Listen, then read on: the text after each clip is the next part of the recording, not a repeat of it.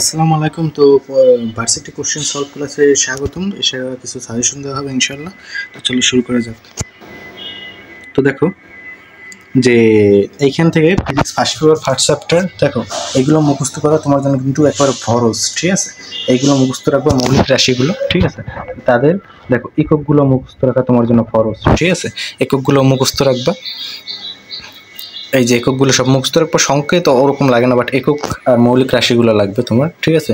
আর এইগুলো মুখস্থ করাও তোমার জন্য ফরজ, ঠিক আছে। তো দেখো দ্বিমাত্রিক কোণ রেডিয়ান আর ত্রিমাত্রিক কোণ আছে স্টেরেডিয়ান, ঠিক আছে। এই যে ত্রিমাত্রিক কোণ স্টেরেডিয়ান, এটাও তোমার জন্য ফরজ বুঝতে পারো। আর এই দেখো এই যে বল, কাজ, ক্ষমতা, এগুলো পরীক্ষায় কিন্তু তুমি বের করতে যাইও না, ঠিক আছে। যে বল, যে তোমার কি কাজের W equal to F S, তো এফ আর এস গুণ করে তারপর এরকম হবে এরকম হবে, এগুলো মুখস্থ রাখবা, ঠিক আছে। এগুলো একটু কষ্ট করে হলেও তোমরা মুখস্থ পারবা, ঠিক আছে।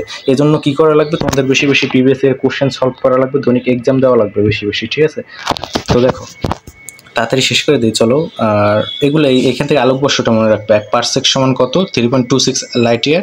আর 1 আলোকবর্ষ সমান 9.46 তোমার কিলোমিটার। এই দুটো মনে রাখলেই হবে মোটামুটি। আর এই যে মাত্রাগুলো, শক্তির মাত্রা, কাজের মাত্রা কিন্তু সেম, ml স্কয়ার T/2। আর এখানে বল, কাজ, ক্ষমতা। তো এইবার চলো নেক্সটে যাই আমরা। তো দেখো মহাকর্ষীয় দুর্ভোগের মাত্রা, এটা মুখস্থ রাখবা, ঠিক আছে। এখন উত্তর হবে এ।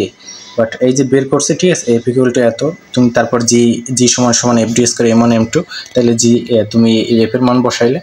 বাট এটা তুমি কি করবা, মুখস্থ রাখবা, ঠিক আছে। মুখস্থ না রাখলে কিন্তু হবে না। M inverse L cube T/2, এই যে মহাকর্ষীয় দুর্ভোগ, এটা মুখস্থ। এটা যখন বারবার প্র্যাকটিস করবে, এক্সাম দেবে, তখন হয়ে যাবে, ঠিক আছে। মাত্রাহীন রাশি কোনটি, দেখো কোণের মাত্রা নেই, ঘনকোণেরও মাত্রা নেই, এর বিকৃতিরও মাত্রা আমরা পীড়ন বিকৃতির সমানুপাতিক, ঠিক আছে। স্টেট প্রপোর্শনাল টু স্টেন, ঠিক আছে। সিভিল ইঞ্জিনিয়ারিং আসলে পাবা, ঠিক আছে। তো দেখবা এগুলোর কোনো মাত্রা নাই, ঠিক আছে। তো তাহলে উত্তর হবে কি, সবগুলো। তারপর দেখো নিচের কোন রাশিটি মূল রাশি নয়, ঠিক আছে। মূল রাশি নয় শক্তি, এটা জানা কথা। এগুলো বারবার প্র্যাকটিস করলে পারবা, ঠিক আছে। বারবার তোমাদের এক্সাম দিতে হবে, দৈনিক প্রিভিয়াস এর কোশ্চেনগুলো সলভ করতে হবে, ঠিক আছে। আর বই পড়তে হবে, আর বইয়ের কি চ্যাপ্টার ওয়াইজ তোমার বইয়ের সলভ করতে হবে, ঠিক আছে। আর দেখো যে বিভিন্ন কোচিংয়ে ভর্তি হওয়ার কথা যদি তোমরা বলো, ঠিক আছে, এগুলো আসলে ঠিক না। বিভিন্ন কোচিংয়ে ভর্তি হওয়া, তোমাদের বই পড়তে হবে। আর তুমি যদি মেন বই, যদি দুটো মেন বই কেনো, যদি ওই ভালো দুটো মেন বই কেনো, ওইগুলোই সলভ করো না, বইটা পড়ো দাগানো বইটা, আর ওইটাই সলভ করো। ওইখানে তো তোমার মেডিকেল থেকে ভার্সিটি, তারপর বুয়েট সুয়েট সব দেওয়া আছে, ওইটাই সলভ করলে তোমার এই না, ওরা তো কোশ্চেন চেঞ্জ করে না, বাট তোমার হয় কি যে কোশ্চেন তোমার অথবা মানগুলো ঘুরিয়ে দেয়, ঠিক আছে। আর কিছু কিছু কোশ্চেন মুখস্থ করা, এগুলো মুখস্থ করা লাগবে। আর ম্যাথগুলো না দেখে প্র্যাকটিস করতে পারলে করবা, বা না দেখে বারবার প্র্যাকটিস করবা, ঠিক আছে। এটাই মূল, বারবার প্র্যাকটিস হয়ে হলো মূল, ঠিক আছে। এর সামনে কেউ না। তা তুমি যদি 2-3টে বই পড়ে তারপর কোশ্চেন ব্যাংকগুলো সলভ করো না, তোমার জন্য এনাফ, ঠিক আছে। কোশ্চেন ব্যাংকগুলো যদি তুমি সলভ করো, যে আর কোশ্চেন দৈনিক বইও পড়বা, আর কোশ্চেন ব্যাংকও সলভ করার চেষ্টা করবে। তো চলো, 1 মাইল 1 কিলোমিটারের মধ্যে দূরত্ব কত, ঠিক আছে। 1 মাইলে কত, 1609 মিটার জানি, তাহলে পার্থক্য হবে 609, ঠিক আছে। এটা হবে পার্থক্য মাইল আর কিলোমিটারের মধ্যে। 1 মাইলে তোমার 1609 মিটার, ঠিক আছে। তো 1609 বিয়োগ 1000 দিলে 609 মিটার পার্থক্য। দেখো কোনটি চাপের মাত্রা সূত্র, এটা মুখস্থ রাখবা। এটা হবে বি, ঠিক আছে। ml ইনভার্স T/2 বুঝলাম না, ঠিক আছে। এটা বি মুখস্থ রাখবা। অ্যামস্ট্রং কোন রাশি, দেখো অ্যামস্ট্রং কিন্তু তোমার কিসের একক, ভর, কম্পাঙ্ক, সময় নাকি দৈর্ঘ্য, ঠিক আছে। অ্যামস্ট্রং জানি আমরা মিটারে, 1 অ্যামস্ট্রং সমান 10/10, ঠিক আছে। যদি হয় 10/10 তোমার, ঠিক আছে। যদি হয় 10 এর পর 10, যদি হয় 10/10, তাহলে দৈর্ঘ্য অবশ্যই। তারপর দেখো বলবিদ্যার বিভিন্ন মৌলিক ভৌত রাশি সমূহ কি কি। তো দেখো বলছে কি মৌলিক, তাহলে কি বল জিন্দিগিতেও না, মৌলিক হবে না। এই যে বল আছে, এই দুটো বাদ। তারপরে এই যে বল আছে, শক্তি আছে, তার মানে কি এই কটা বাদ, তার মানে এই বি নাম্বার। বল তো জিন্দিগিতেও না, শক্তিও না, তুমি তো জানো। তাহলে কি হবে, এই যে বি নাম্বারটা এইভাবে দেবা। 8 নাম্বারটা মুখস্থ করবা। ডি নাম্বার হবে যে পরম সঠিক কি, ফার্মি থেকে কিলোমিটার বড়, কিলোমিটার থেকে আলোকবর্ষ বড়, আলোকবর্ষ থেকে পারসেক বড়। 1 পারসেক্সে কত লাইট ইয়ার, এটাও তোমার জানা লাগবে। 1 লাইট ইয়ারে কত কিলোমিটার, এটাও জানবা, তাহলে তো বুঝেই যাচ্ছে। আর ফার্মি হচ্ছে সব থেকে ছোট, ঠিক আছে। নেক্সট সাজেশনটা দিয়ে দেয় তাহলে, ঠিক আছে। দিয়ে দিস অলরেডি।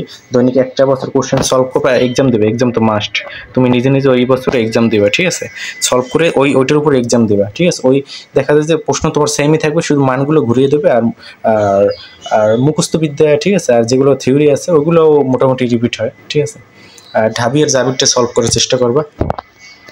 তো দেখো বুয়েট কিন্তু পরে, আগে তুমি ঢাবির জাবিরটা সলভ করো। এরপর বুয়েট পরে দেখা যাবে, ঠিক আছে। আর মোবাইল শুধু পড়াশোনার কাজে আর কল দেওয়ার কাজে ব্যবহার করবা, টিভি শুধু নির্দিষ্ট টাইমেই দেখবে, এছাড়া অন্য টাইমে দেখবা না। আর দেখো যে দাগানো বই পড়বা যা বলছি, আর চ্যাপ্টার ওয়াইজ সলভ করে, তাহলে তোমার কাছে 3টা দৈনিক 1 বছর কোশ্চেন সলভ করে এক্সাম দাও, দাগানো বইটা পড়ে, আর ওইটার কি চ্যাপ্টার ওয়াইজ তোমার সলভ করো ওই চ্যাপ্টার। তুমি চাইলে বইগুলো পিডিএফও নামিয়ে নিতে পারো, এখন কিন্তু বইয়ের পিডিএফ পাওয়া যায়, ঠিক আছে। বাট সরাসরি কিনে পড়াই ভালো, ঠিক আছে।